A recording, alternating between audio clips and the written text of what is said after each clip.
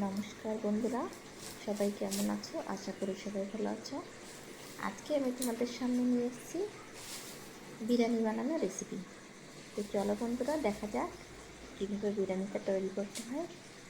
তবে দেখো, সব কিছু কেটে তৈরি করে গুছিয়ে নিয়েছি বন্ধুরা। এগুলো হচ্ছে মশলা নিয়েছি। এই যে মশলাগুলো পিষে ওর ভিতরে দিতে হবে। রসুন আছে, টমেটো আছে, আলু আছে, পেঁয়াজ আছে, সবগুলো কেটে কুটে সব কিছু রেডি করে নিয়েছি। এবার আধা কিলো মাংস আছে এখানে।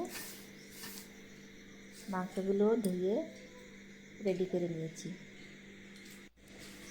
মশলাটাও পিষে রেডি করে নিলাম। এবারে সবার প্রথমে কড়াইতে তেল দিয়ে দিলাম। তেলগুলো একটু গরম হয়ে গেলে তেলের ভিতরে আলু কাটা দিয়ে একটু ভেজে নেব। চলো বন্ধুরা, তেলের ভিতরে আলু কাটা দিচ্ছি। একটু নেড়ে চেড়ে ভালো করে লাল লাল করে আলু কাটা ভাজবো। লাল লাল করে ভাজা হয়ে গেছে। এবার দেখো বন্ধুরা, এবারে আলু কাটা আমি তুলে নেব। সুন্দর করে ভেজে নিয়েছি।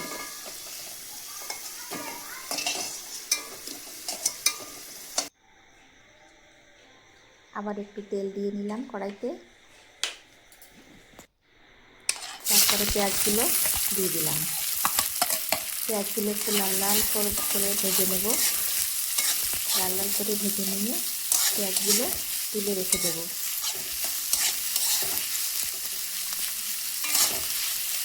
আস্তে আস্তে মিডিয়াম লো জালে একটু পেঁয়াজগুলো লাল লাল করে ভেজে তুলে নেব।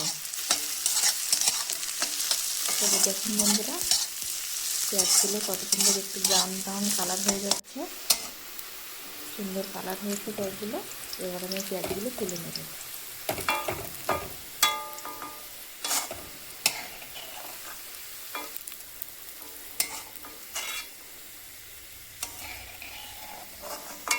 হয়ে গেছে পেঁয়াজগুলো নেওয়া।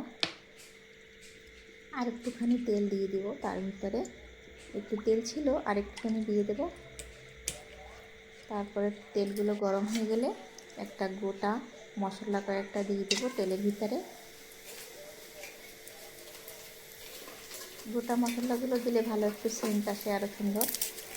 তারপরে দিয়ে দিলাম দুটো পেঁয়াজ আর তেজপাতা, নেড়ে চেড়ে নিলাম। এবারে দিয়ে দেবো একটু জিরা। একটু লাল লাল হয়ে গেলে জিরা কটা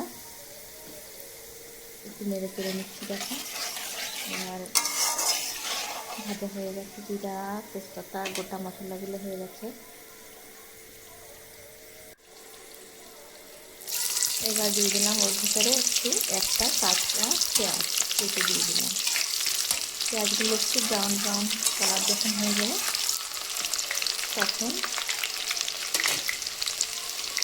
ব্রাউন কালার যখন হয়ে যাবে বন্ধুরা, তারপরে ওর ভিতরে দিয়ে দেবে একটু বাটা আদা রসুনের একটু পেস্ট দিয়ে দিলাম। তারপরে লো মিডিয়াম জালে আস্তে আস্তে করে নেড়ে চেড়ে, সুন্দর করে নেড়ে চেড়ে একটু কাঁচা গন্ধটা যাতে চলে যায় সুন্দর করে ভেজে নিলাম।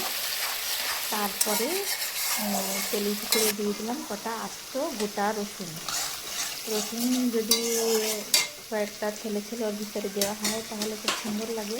যখন মুখের ভিতরে পড়ে খুব সুন্দর একটা লাগে। আমার কাছে তো ভালোই লাগে, প্রায়ই দেই। রসুনগুলো আস্তে আস্তে করে ছেলে ওর ভিতরে দিয়ে দিই। এবার ওর ভিতরে দিয়ে দিলাম হলুদের গুঁড়া আর একটু লবণ দিয়ে দিলাম।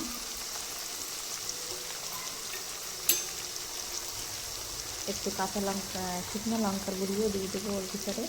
দিয়ে বেশ নেড়ে চেড়ে মশলাটা আস্তে আস্তে আস্তে আস্তে করে নিয়মিত জালে সুন্দর করে নেড়ে চেড়ে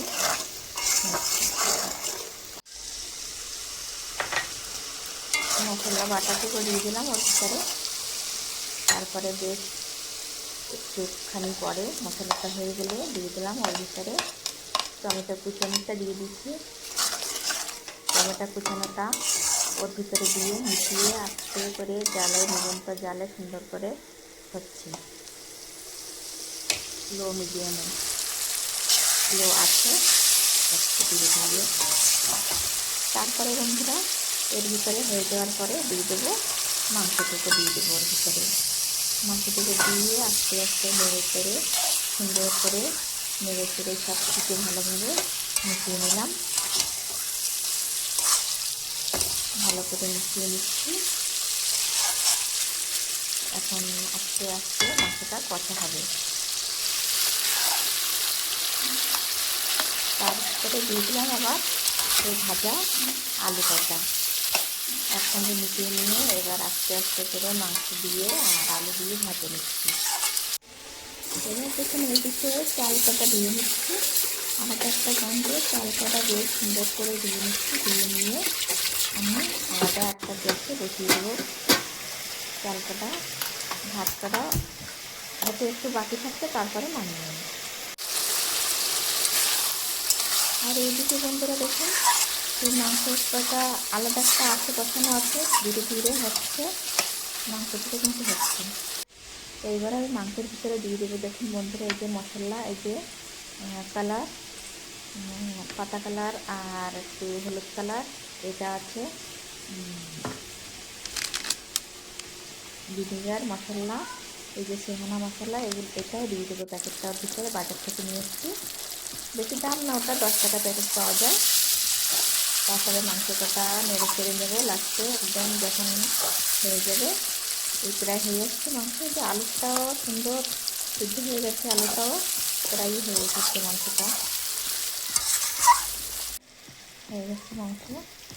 এবার ভাতটা দেখে নিই বন্ধুরা, ভাতটা একটু বাকি আছে, নেড়ে চেড়ে দিচ্ছি ভাতটা। ভাতের ফ্যানটুকু ফেলে দিলেই তারপরে তো একটুখানি পরে মানে আঁচে বসিতে হবে। দেখুন বন্ধুরা এবার ফ্যানটা ফেলে দিয়ে ভাত সুন্দর ঝরঝরা ভাত হয়ে গেছে। এবার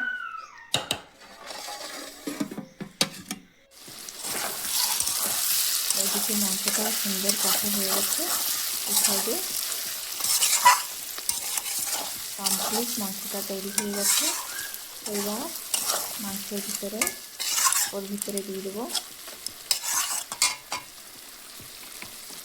দেখুন বন্ধুরা কত সুন্দর হয়ে গেছে মাংসটা, কালারটা বেশ লাল লাল হয়েছে, সুন্দর কালারটাও হয়েছে মাংসের। এবারে মাংসের ভিতরে দিয়ে দেবো মশলার প্যাকেটটা কিনে এনেছিলাম, সেই মশলার প্যাকেটটা কেটে এর ভিতরে মশলাটুকু ছড়িয়ে দেবো। পুরো মশলাটুকু এর ভিতরে 1 প্যাকেট মশলা এই আধা কিলো মাংসের ভিতরে বাস ফেটে যাবে, বেশি হবে না কমও হবে না বন্ধুরা। তারপরে ভালোভাবে সুন্দর করে মিশিয়ে নেবো একসঙ্গে। মিশানো হয়ে যাওয়ার পর সুন্দর করে মিশিয়ে নিচ্ছি। মিশিয়ে নিয়ে যাওয়ার পর এখন মাংসটা আমার রেডি হয়ে গেল সম্পূর্ণভাবে।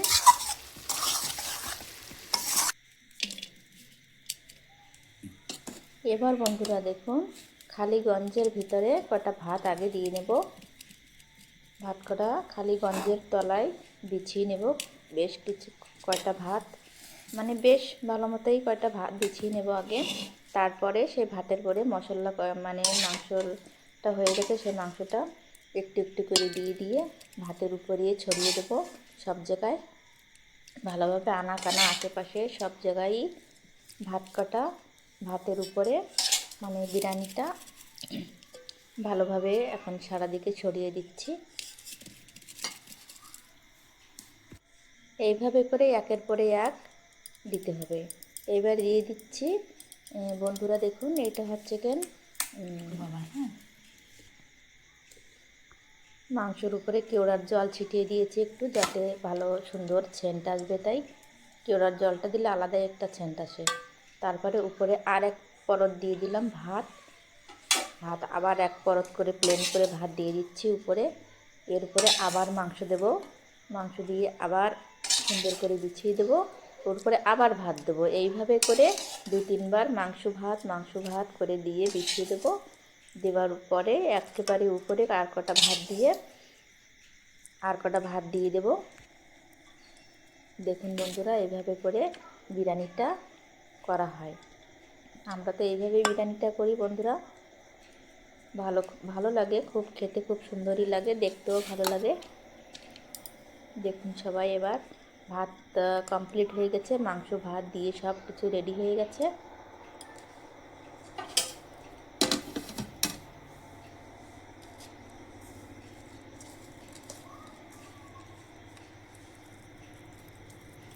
এইবার ওর উপরে দিয়ে দেবো সেই ভেজে রাখা সেই পেঁয়াজ কটা, পেঁয়াজ কুচি দিয়ে ভেজে তুলে রেখেছিলাম, সেই পেঁয়াজ কটা ভাতের উপর দিয়ে ছড়িয়ে দিচ্ছি। তারপরে এর উপর থেকে দিয়ে দেবো এবার কালার, একটু করে কালার দিয়ে দেবো, মানে একটু লাল, একটু পাতা কালার, একটু একটু নানান রকম একটু কালার থাকলে দেখতেও লাগে একেবারে কেনা বিরিয়ানি, বাজার থেকে এনেছি এমনটা লাগে। ওই জন্য একটু করে কালার দিয়েছি সুন্দর দেখানোর জন্য। তারপরে কালারটা সব কিছু দিয়ে কমপ্লিট করে দিয়েছি। কমপ্লিট করার পরে ঢাকনাটা চেপে দিয়ে আর 5 মিনিটের জন্য গ্যাসের উপরে বসিয়ে দিলাম। 5 মিনিট পরে নামিয়ে নিয়ে দেখুন বন্ধুরা, এই যে বিরিয়ানিটা আমার রেডি হয়ে গেছে। দেখুন কত সুন্দর লাগছে, কমপ্লিট হয়ে গেছে আমার বিরিয়ানিটা, তৈরি হয়ে গেছে বন্ধুরা। একটু খেয়ে দেখবেন কীরকম লেগেছে বিরিয়ানিটা।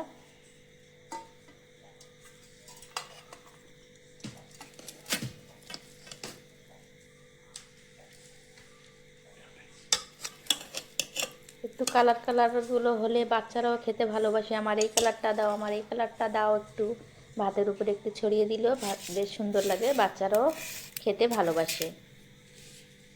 তবে বন্ধুরা, আমার বিরিয়ানির রেসিপিটা কেমন হয়েছে সবাই একটু কমেন্ট করে আমাকে জানাবে, বিরিয়ানিটা কেমন লেগেছে তোমাদেরকে। যদি ভালো লাগে অবশ্যই একটু লাইক করে কমেন্ট করে আমার পাশে থাকবে বন্ধুরা।